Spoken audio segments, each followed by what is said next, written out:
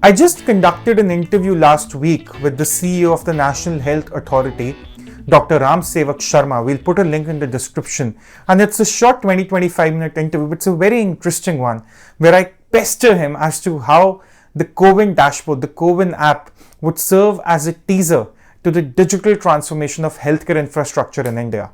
And he gave me some very exciting, some very promising use cases. And that's what I'm going to talk about today. The prospect of every Indian having a single digital health ID. Now, in 2019, we had the National Digital Health Blueprint. That was in 2019. On 15th August 2020, the Prime Minister announced the National Digital Health Mission.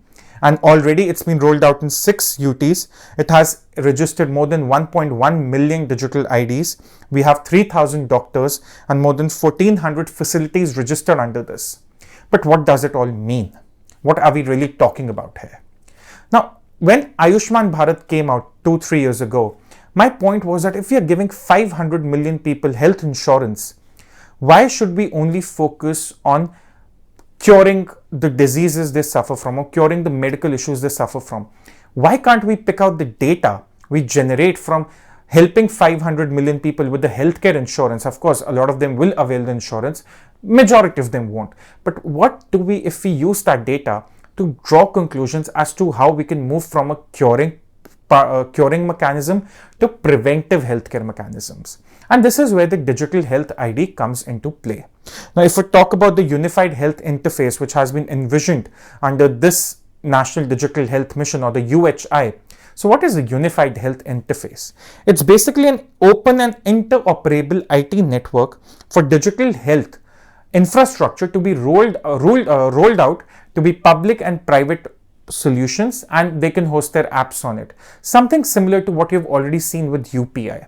So basically, the solutions can be built by the public and private sector on it in the form of apps. So we are talking about a unified health interface that way.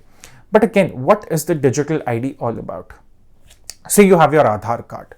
Just as an example, you have your Aadhaar card. That's your unique ID. Similarly, your digital health ID will also be your unique ID. It's your unique health ID, which will move all your medical records, all your medical processes, your transactions, your testing, your surgeries, everything, even the single medicines course you might have taken due to a fever or a viral, to a online portal. Now, this of course will be taken care from a privacy and a data protection point of view. That's not a matter of this debate, but to address that concern, yes, the data would be taken care of.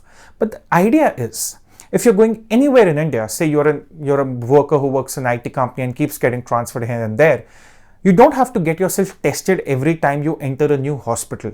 Now, we've all encountered this problem. You enter a new doctor clinic and they want the test to be repeated, which has an additional cost. You enter a new hospital and they want to redo the entire test, even if you've just left that hospital, the previous one, 2 hours ago. We've all experienced that problem. With having a digital health ID, with having a national digital health mission, what we are trying to essentially create is a digital ID of a patient or a citizen of India, which stores all their medical records. It tracks their medical progress across years. It tracks their medical status across years. It tracks their medical recovery from some underlying medical issue across years, across months for an individual. And at the same time, takes non-anonymous data. It takes the non-anonymous data sets, builds some data interpretations, some knowledge processing units, which it can then use to move towards preventive healthcare. Now, that's a lot of jargon, but what I essentially mean is you make your entire healthcare infrastructure data driven. There's more to it. Just in a few weeks ago rather, the government actually deliberated the idea of UPI e-vouchers. Now, what are UPI e-vouchers? Say your digital ID is linked to your bank account. Now, it could be a Jan Dhan account for someone who lives in the rural areas. We have almost 44 crore of them. It could be a private bank account. Now, let's assume that there's a digital health ID and the government wants to rule out something for the people under Ayushman Bharat, who we will assume for the sake of this discussion all have a Jan Dhan account.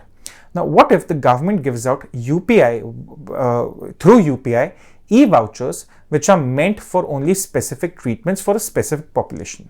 Let me give you an example. What if the government says tomorrow that, okay, there's a virus time, let's ensure, there's a lot of problem about the non-communicable diseases, for instance.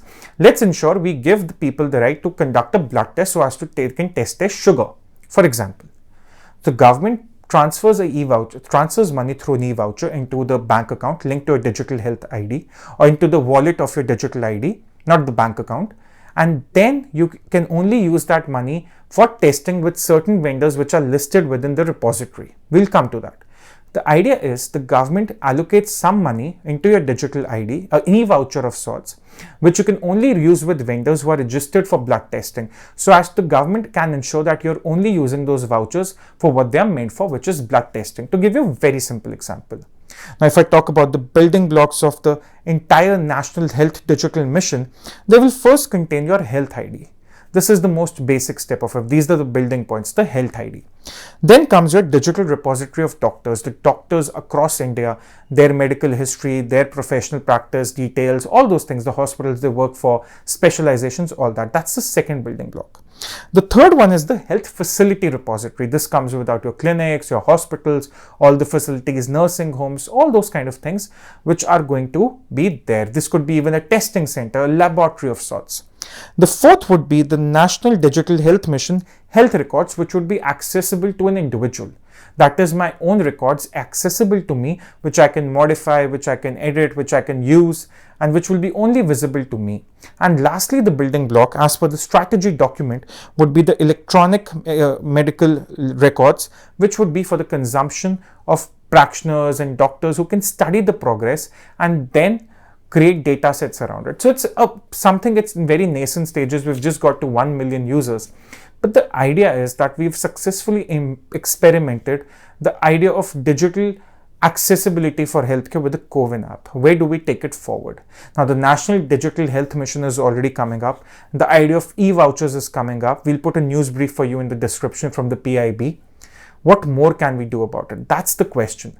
Now, CoWIN successfully has served as a teaser for it, but going forward, 10 years from now, National Digital Health Mission would be a big deal. And for the people who sign it up for today, it's in the next 2-3 years, they'll have so much information to track for the past 7-8 years. Imagine all your medical records in one place, no more looking for files. That's going to be something that will be a thing of tomorrow. CoWIN app, with the number of registrations it sees every day, like it just saw more than 7 million registrations a couple of days ago when we had 8.5 million doses administered, is an indicator that the country is ready for a healthcare infrastructure which is beyond the physical construct, which is beyond the physical realm of the world. It's ready to go digital, and one could really hope that it turns out just as the Prime Minister has envisioned it to. Thank you.